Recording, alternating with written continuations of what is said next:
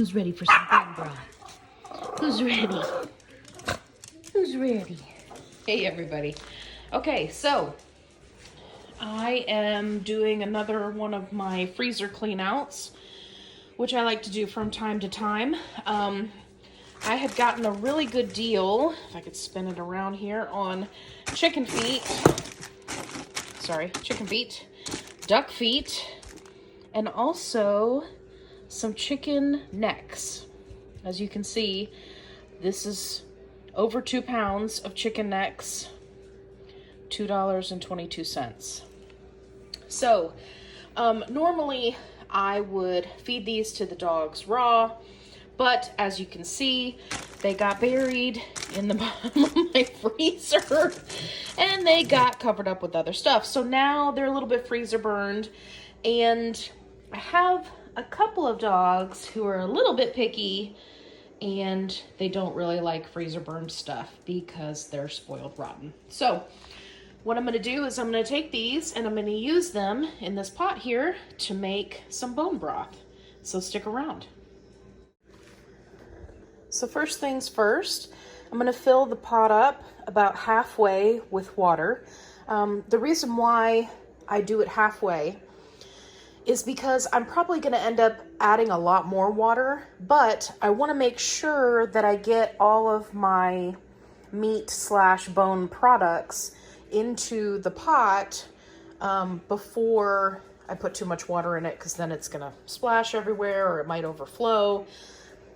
We're just winging it, people. Okay, so what I'm going to do before I cut the heat on is add just a splash of apple cider vinegar, and that just helps kind of break everything down so that the meat just falls right off of the bone. You're going to get good release on that collagen and those joints in the neck bone. So we're going to go ahead and cut on the heat and get that started. And then the next step is going to be to put all of this in here. And it's a little bit frozen, so I'm going to have to break it up a little bit and kind of get it down in there. Okay, so after 3 failed attempts and 3 times I had to wash my hands, I finally got the chicken necks out of the package. So we've got our chicken necks partially in. We've got our duck feet and our chicken feet, and as you can see, it's starting to heat up here. So I'm just gonna let this defrost a little bit, and then I'll get the rest of this that's sticking out down into the pot, and then we'll take it from there and see if we need to add more water, or if we'll just let it kind of render down for a little while and then add more water to it. Like I said, we're winging it. We're winging it, people. We're along for the ride. Okay, so I managed to flip it. So I've got the feet kind of underneath this slab of necks, but I managed to pull it forward, and so it'll sit low enough that I can get the lid on here. Okay, and I'm just gonna let this start cooking. I'll come back and check on it in probably about 30 minutes. Take a look. Hey. And I'll take a look at the water level, and we'll take it from there. Let's take a look at everything here. Okay, so it's starting to break down. You can see all the fat and some of the skin starting to render already. Now you see why I didn't fill the water all the way up to the top. So this will be a good bit of water to get us going. So what I'm going to do is put the lid back on, and I'm going to let that go for another hour and then come back and check it. Okay, we're coming back. It's been about 48 minutes. Now let's pop this open here.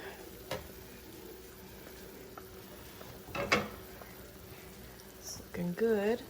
Need to turn the heat down a little bit.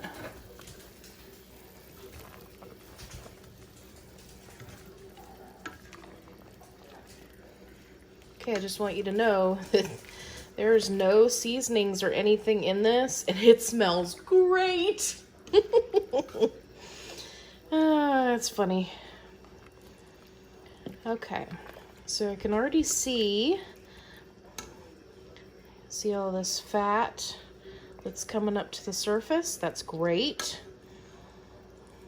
That's really, really good. So what I'm going to do is I'm going to turn the heat down, because right now it's pretty serious, and I'm actually going to let it boil, or simmer I should say, without the lid, to try to reduce this down a little bit, and then we'll come back and check it later. Everybody's so excited that they're just passing out everywhere, all over the place.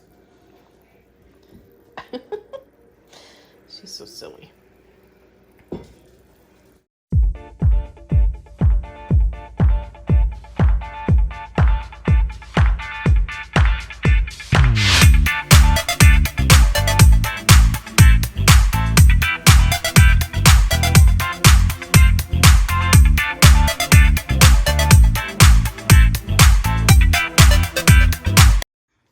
Okay, so I am taking the meat off of the chicken necks. Now this is, it's a little bit of overkill. It's kind of a fiddly process because there are lots of little bones in the necks. Let me get out of the way here so you can see.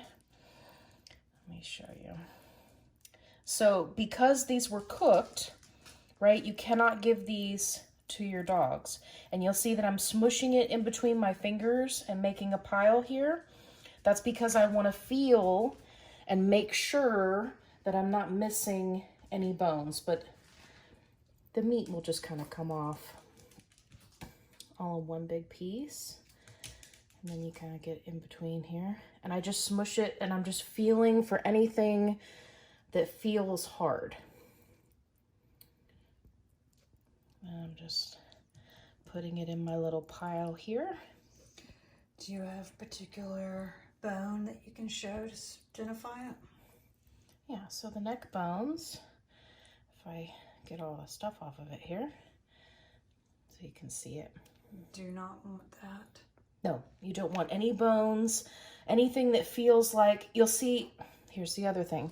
So you'll see, here's the chicken feet. Mm-hmm. You see how they kind of fall apart? Yeah. Now you could pull this pad off of here.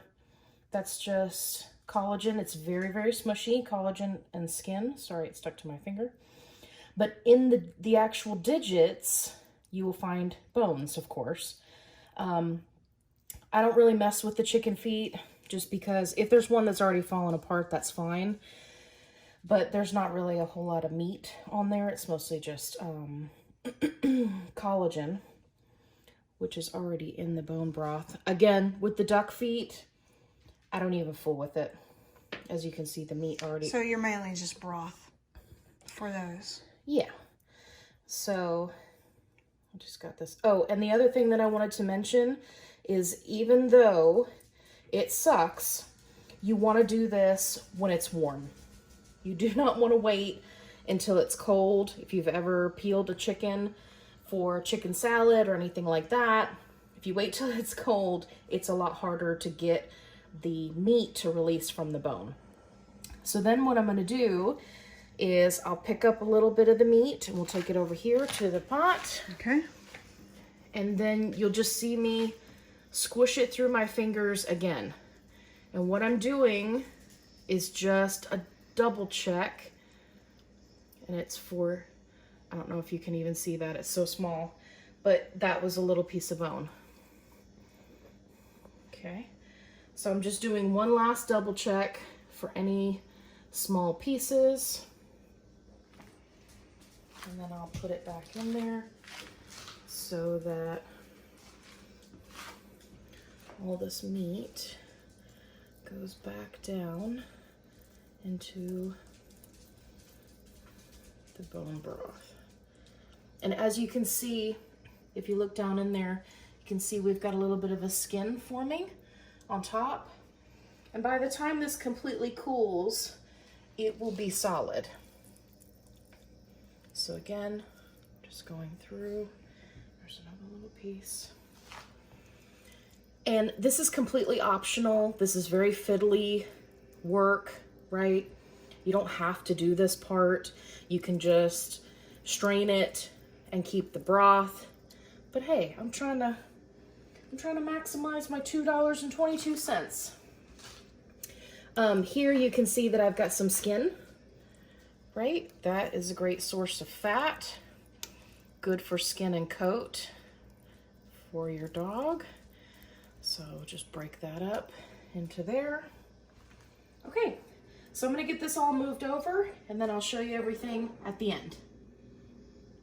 Okay, so if you take a look down in the pot here, I mean, there was quite a bit of meat. Ooh, that's still hot. Quite a bit of meat on all those chicken necks and chicken feet. That's mostly the necks that had the meat. But I mean, why waste that, right? So anyway, I'm gonna let this cool and then we'll come back to it. And just in case anybody was wondering, you saw me working with the cooked meat over here on the package that the chicken necks came in. I shouldn't have to say this, but just in case, this is not for human consumption. This is for the dogs. My dogs eat raw meat on a regular basis.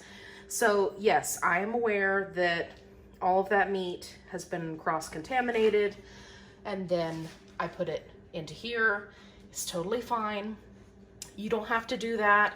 I'm just in the middle of cleaning today, so I'm trying to minimize the amount of cleanup that I'm gonna have to do.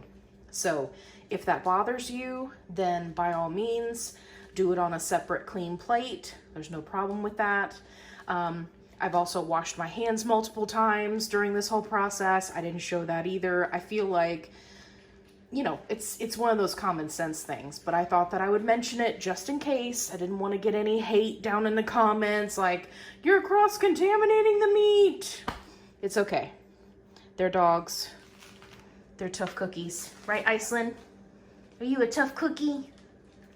You tell them. She's like, no, but can I have some chicken?